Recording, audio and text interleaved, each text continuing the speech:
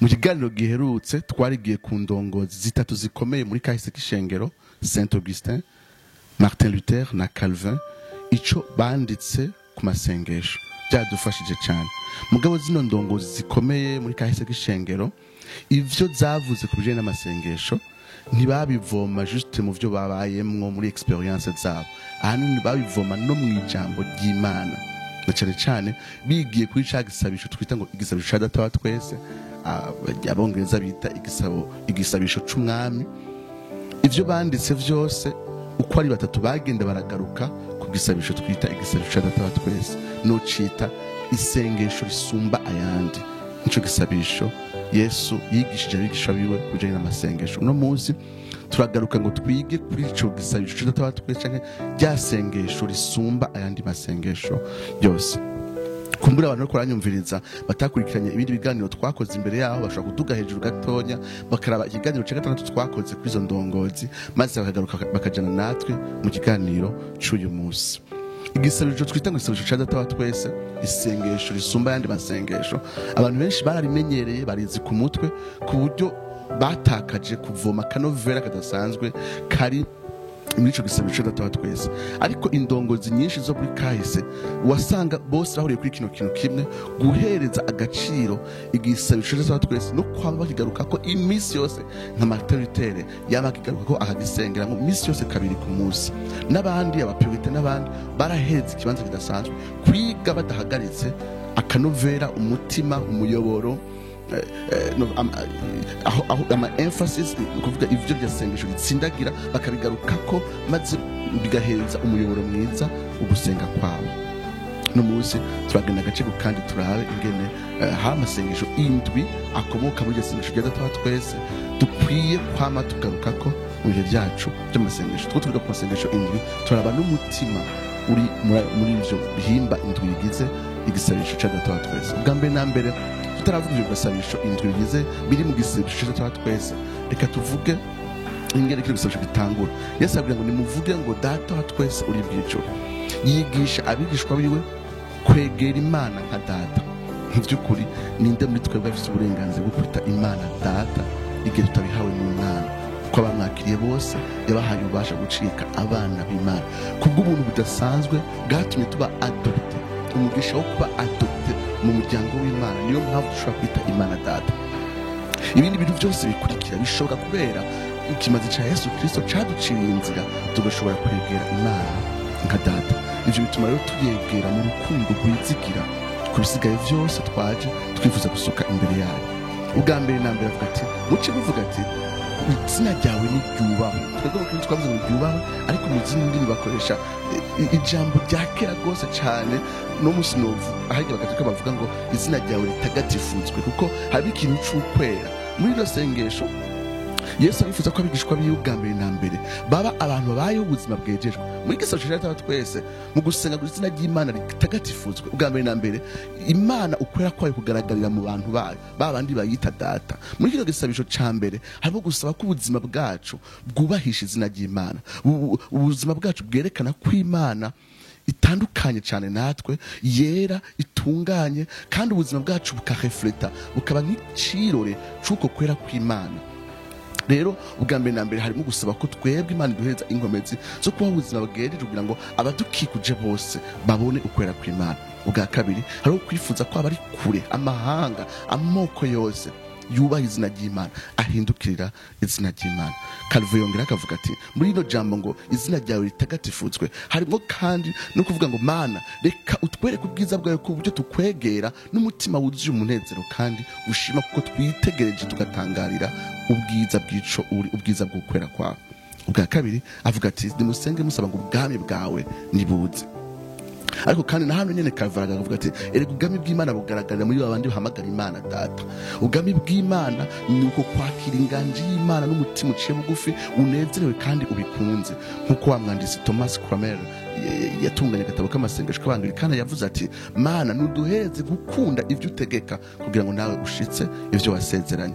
Calvin avuga ati turakwiye gukorerwa igitangaza na mpwemu yera akahindura ibigumbagumba byacu ku buryo twakira inganji y'Imana tunezerewe. Ariko kandi avuga ati ijambo ry'Imana ryo rihindura ivyumviro byacu, mpwemu yera akanagura ivyifuzo byacu kugira ngo dushobore kwakira inganji y'Imana tunezerewe. Martin Luther aca twibutsa yuko inganji y'Imana itigera isuruka mu buryo bwuzuye no muri babandi bitirwa izina ry'Imana no mw'ishengero hariho ubwiza bubikiwe cagiye Yesu azogaruka. Ibisigaye vyose dushobora kubamwo hano ku isi na gace gusa gatonya, ni kuvuga ngo kwinginga Imana ngo ishitse ivyo yasezeranye ngo iserure inganji yayo mu buryo bwuzuye bugaragara kandi ubwiza butagabanije. Bwa gatatu avuga ati ivyo ushaka bibe mw'isi nk'uko biba mw'ijuru. Ni kenshi twegera Imana mu masengesho twifuza cyane ko ivyo twifuza twebwe dushaka ari vyo biba. Ni vyiza cyane kuza gusaba imbere y'Imana ibitubakiye muri wa mutima twatangurira kuvuga ko Imana ari umuvyeyi, ariko kandi si vyiza kuza twiteguye gucakira rwose ibyo twari twifuza ku buryo atakibanza cyo kwakira ubugombe bw'Imana butunganye hamwe twobuhishurirwa. Irahaga Imana idashitse ibyo twasavye, idashika ibyo twasavye iba yifuza gushita kutweza no muri urwo rugendo rwaho ibyo dushaka atari uko birashika. Nkuko Martin Luther avuga ati erega Imana idashika ibyo twari twifuza iba yikwirabamba ukwifuza kwacu kudahwanye n'ubugombe bwayo. Ariko biragoye ko wakirana umunezero iyo nyishu y'Imana idahwanye n'ibyo wari witeze igihe utizigira Imana nk'umuvyeyi ukavuga ati naho idakoze ibyo jewe nasavye ni yaya Mana nita data. Aca twinginga ati erega dukeneye kwiyegurira Imana, tuyegurira Imana ubugombe bwacu mbwa tuyegurira n'ibigumbagumba byacu kugira ngo iyo nyishu idahwanye n'uko twebwe twifuza ntitume tugira novuga ni umururazi muri twebwe. Hari n'igihe usanga ivyo bintu bitubakiye ari ibihe bibi kandi ari ibintu bibi dushikira tubitewe n'abantu badukikuje, ugasanga twakiranye ubugombe bw'Imana umururazi n'urwango ku bantu batubangamiye cyane tukifuza gukontrola abantu, tukifuza gukontrola ama circumstances. Avuga ati birasaba igitangaza c'Imana ariko turekurira Imana ubugombe bwacu n'ibigumbagumba byacu kugira ngo twakirane umunezero iyo nyishu idahwanye n'ivyo twasavye. Mu nyuma rero haje kuvuga iyo masengesho atatu ngo data twese umujuru izina ryawe n'iryubahwe ubwami bwawe nibuze ivyo ushaka bibe. Acaje gusengesho rya kane ngo nuduhereze umukate udukwiranye uyu munsi, umukate wa buri munsi. Martin Luther avuga ati erega Imana niyifuza ko dusaba umusesekara ibintu bituma turushiriza gusa kwagukirwa. Ati Imana dusaba ngo dusabe vya bindi nyene bikwiranye natwe uyu munsi, vya bindi nyene necessite za vya bindi nyene dukeneye gusumba. Ariko kenshi amambisyo yacu n'ivyifuzo vyacu twifuza gutunga cyane, twifuza gushikira byinshi nkuko Paulo yandikira Timotheo ati abantu bifuza gutunga bagwa mu nyoshambi, bagwa mu mutego wa Satani. Iyo umuntu yifuza cyane kuronka byinshi umutima we buhoro buhoro gatwagwa akayombekera.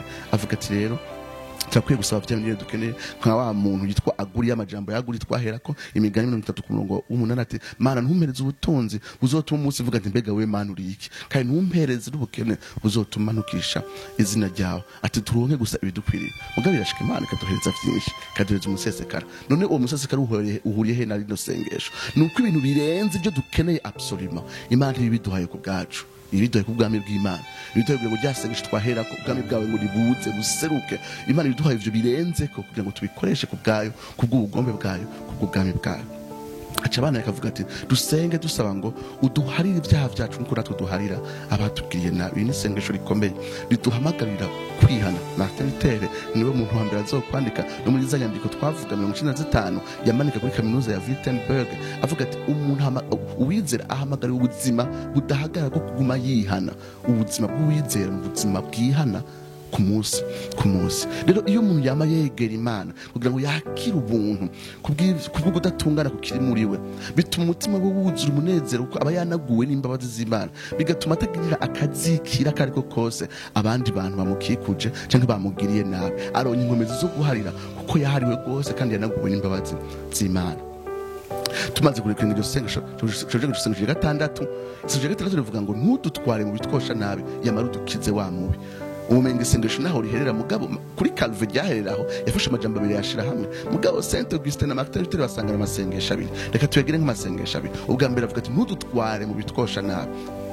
Iri ni isengesho ryo gusaba ngo Mana turabizi yuko Imana irareka ibintu bibi bikadushikira kandi iratugerageza kugira ngo itwereke aho tudatunganye kandi duhamagara imbabazi zayo. Mugabo Pawulo atubwira ati ntizotugerageresha ibirenze dushobora kwihanganira. Rino sengesho ngo ntudutware mu bitwosha nabi, ni kuvuga ngo Satani niyaza kutugerageza uduheze intsinzi ntituneshwe n'inyosha mbi. Niryo sengesho, niwo mutima wa rino sengesho. Bwa kabiri agaca avuga ati yamara udukize wa mubi. Saint Augustin na Martin Luther bavuga bati aya n'amasengesho abiri, ati ku ruhande rumwe ntututware mu bitwosha nabi, harimo gusaba yuko ibyaha bitugwaniriza imbere muri twebwe tubinesha, hanyuma udukize wa mubi ni bya bigeragezo Satani atana biduturutse inyuma y'amasirkonsansi, bya bihe bibi biza bituruka inyuma. Ati ni uburyo bw'ibigeragezo Yesu ariko aravuga, ibiduturukamwo n'ibituruka inyuma yacu. Atari ibyo byose dusaba Imana biduheza intsinzi, kandi Imana iratanga intsinzi. Mu kurangiza isengesho rirangira nk'uko ryatanguye ngo kuko ubwami n'icubahiro n'ububasha ari ibyawe ibihe bidashira. Mu gihe ca Saint Augustin rino ari majambo duhereje ko ntiyari muri Bibiliya. Turavye Bibiliya ya Vulgate yasobanura mu Kilatini, dusanga aya majambo ya nyuma kuko ubwami ububasha n'icubahiro ari ibyawe bitari muri iyo Bibiliya yaje home yahigiwe mu Kilatini mu kinjana ca kane. Ariko kandi n'amabibiliya mwamwe y'uno munsi usanga hari aho badashira batongera kwa ayo majambo. Alors Martin Luther novuga nti nawe nta byinshi yavuga ko amera nk'ubandanye muri uwo murongo wa Saint Augustin, ariko Calvin avuga ati aya majambo arakomeye. Aya majambo naho hariho amamanuscrit, novuga nti inyandiko za Bibiliya zo muri kahise za zindi zikoreshwa mu gusobanura Bibiliya mu zindi ndimi, usanga amajambo atariko, ariko ayo majambo mu by'ukuri yongereza kandi kanovera kadasanzwe ku masengesho, kuko isengesho rirangira nk'uko ryatanguye. Isengesho rirangira rishira hejuru izina ry'Imana. Calvin avuga ati mu by'ukuri Imana itwereka ko dukwiye kurangiza dutekanye mu nganje y'Imana, dutekanye mu c'Imana isezerana, mu c'Imana iri no mu kuganza kwayo kudashobora guhindagurika, dushobora guhindurwa n'ikintu na kimwe. Mu kurangiza kino gisosho cyacu data twese turangize kuri bino bibiri. Ubwa mbere na mbere bano bantu nako batubwira yuko dukwiye gufata rino sengesho tukabisubiramo uko nyene, tutagiyumvira ko dusubira nk'aya majambo uko nyene. Bitera avuga ati rino sengesho ndabisubiramo kabiri mugabo ku munsi, mugabo sinigenda bivuga kwa kundi nyene.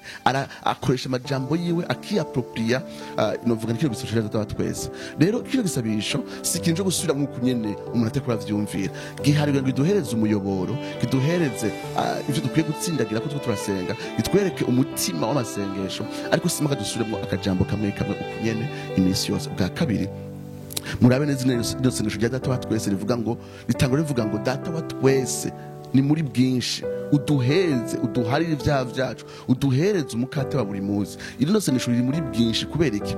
Abantu benshi bakunda gufata amasengesho kintu kiri privé, kintu kiri personnel. Ndetse je data wa twese usanga ari gisabisho cyo muri bwinshi kubera iki? Kubera amasengesho novuga nti dukwiye kwegera Imana para nk'umuvyeyi wawe gusa wenyene, muga nk'umuvyeyi wabera bose, wabizera bose. Ivyo Imana twishura ibi twishurira hamwe n'abandi kubera n'ubukene dusangiye hamwe n'abandi, twingingira Imana hamwe.